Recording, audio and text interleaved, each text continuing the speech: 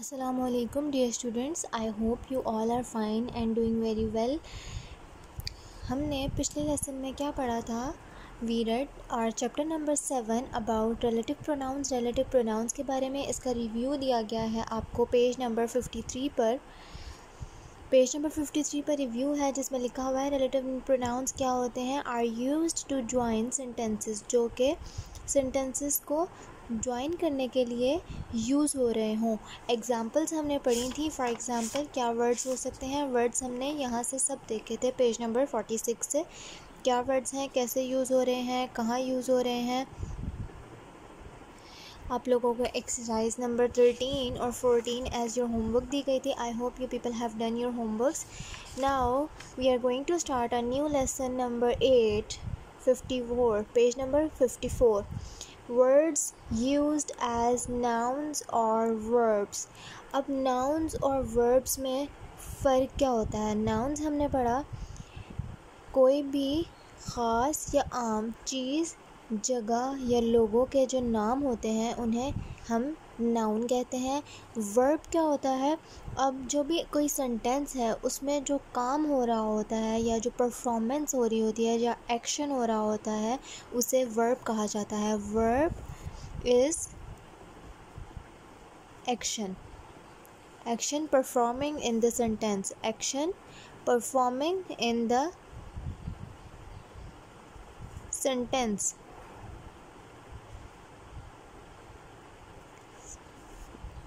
Nouns हमने सबसे पहले इस बुक में नाउन्स पढ़े थे। किसी भी जगह का, चीज़ का या इंसान का नाम जो है नाउन कहलाता है। ठीक, नाउन की हमने टाइप्स भी पढ़ी, प्रॉपर और कॉमन नाउन्स होते हैं। उसी तरह अब हमने पढ़ना है कि नाउन्स जो हैं वो बाज़ात वर्ब के तौर पे इस्तेमाल हो रहे होते हैं।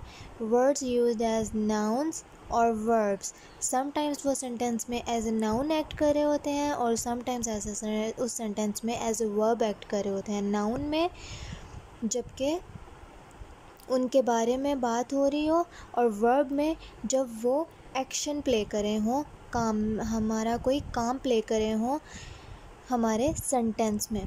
अब for example the sentence is I mop the floor every day. अब इसमें काम क्या हो रहा है? पोछा लग रहा है। पोछे को इंग्लिश में मॉप कह रहे हैं। So here the word mop is used as verb, क्योंकि ये हमारा एक्शन है और हमारा एक्शन क्या होता है सेंटेंस में? वर्ब कहलाता है। So the word mop in this sentence is used as verb, हमारे वर्ब के तौर पे ये इस्तेमाल हो रहा है। अब अगर सेंटेंस यूँ होता कि clean it with a mop, इसको साफ़ कर दो, तो सेंटेंस में हमारा एक्शन क्या बन गया? अब क्लीनिंग, जो क्लीन करना है वो हमारा एक्शन बन गया। So this would be the verb and जो मॉप है वो इस सेंटेंस में एज अ नाउन यूज़ हो रहा है। ठीक हो गया? Now a verb is an action word, जो कि हमारे एक्शन को सेंटेंस में एक्सप्लेन करा हो, बता रहा हो या आइडेंटिफाई या इंडिकेट करा हो। Here the word mop is used as a noun. यहाँ पर अब जो है मॉप वर्ड जो है नाउन के तौर पे भी उसने यूज़ करके बता दिया। A noun is a naming word, जहाँ पर जो चीज़ है हम उसके बारे में बात कर रहे होते हैं, वो काम नहीं होता, वो हमारे बात का एक हिस्सा होता है अलग तरीके से। कहाँ? ये देखें, the mop is dripping wet. अब क्या हो रहा है? जो ड्रिपिंग है, ड्रिपिंग वेट, ये काम हो रहा है। मॉप जो है वो हमारा नाउन बन गया। ड्रिपिंग वेट वाला जो है वो एक्शन हो रहा है सेंटेंस में, तो ये हमारा वर्ब बन जाएगा।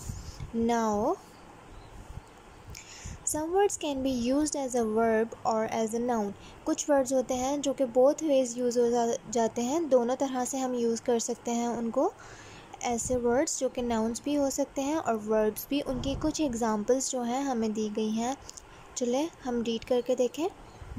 ही borrowed the book from the library.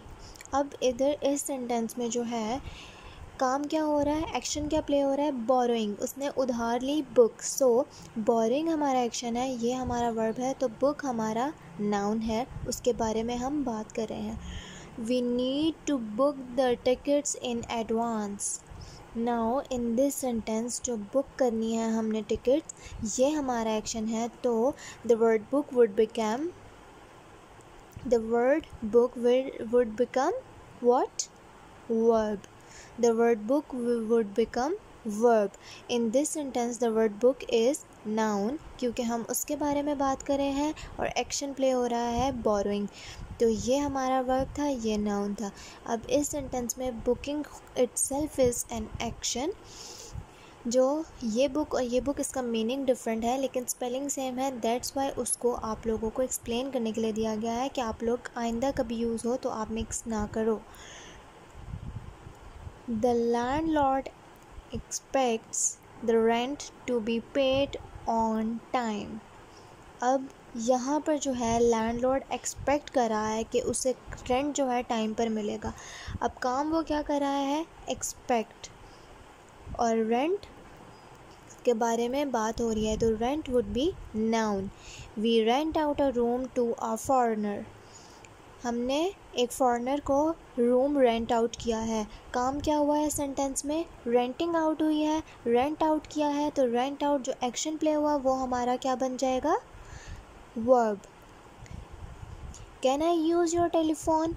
Hair use हम इस्तेमाल करना चाहते हैं उसका टेलीफोन, तो टेलीफोन के बारे में बात हो रही है। Here the telephone would be known. Whether in this sentence, लेकिन इस सेंटेंस में क्या होगा, I telephone my cousin every day. मैं अपने कज़न को रोज़ फ़ोन करता हूँ। अब काम क्या हो रहा है इसमें, फ़ोन करना, तो phone itself would become verb.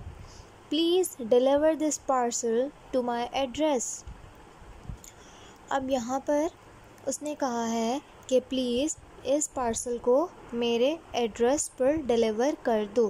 काम क्या हो रहा है, डिलीवरी, ठीक, तो वर्ब तो ये हो गई, तो ज़ाहिरी बात है फिर एड्रेसिंग जो है वो नाउन हुआ। The form teachers address the questions posed by the parents. Address, यहाँ पर हमारे पास जो एड्रेस है इसके भी 2 डिफरेंट मीनिंग्स हैं। इधर हमारा पता है और इधर एड्रेस करना, एक्सप्लेन करना या इजहार करना है। Now the next sentence is we have great respect for our grandfather. अब यहाँ पर हमारी बात क्या हो रही है, we have great respect for our grandfather. हमारे ग्रैंडफादर की बात हो रही है, हम उनकी बहुत ज़्यादा रिस्पेक्ट करते हैं। हम अपने ग्रैंडफादर के लिए बहुत ज़्यादा रिस्पेक्ट रखते हैं।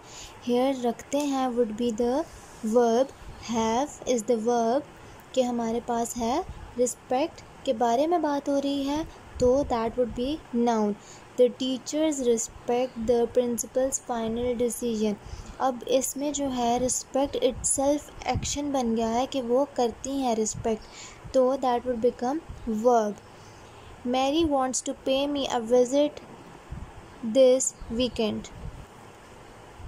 पे मी इज़ द एक्शन और विज़िट के बारे में बात हो रही है। wants, Mary wants is the action, wants to pay me a visit. Wants वो चाहती है, वो चाह रही है, और चाहना एक एक्शन है इस सेंटेंस में, तो this would be the verb. और विज़िट के बारे में बात हो रही है, तो that would be the noun. Mister Lee is going to visit his friend now. इस सेंटेंस में एक्शन ही विज़िट हो रहा है, तो that would be verb. Now what you people have to do is do exercise number 16।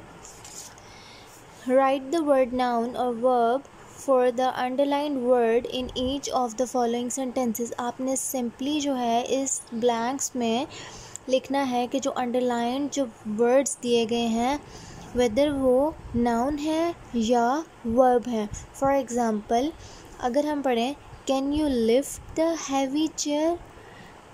The lift is out of order. Can you lift the heavy chair. अब यहाँ पर काम क्या करना है, हमने लिफ्ट करना है हैवी चेयर को।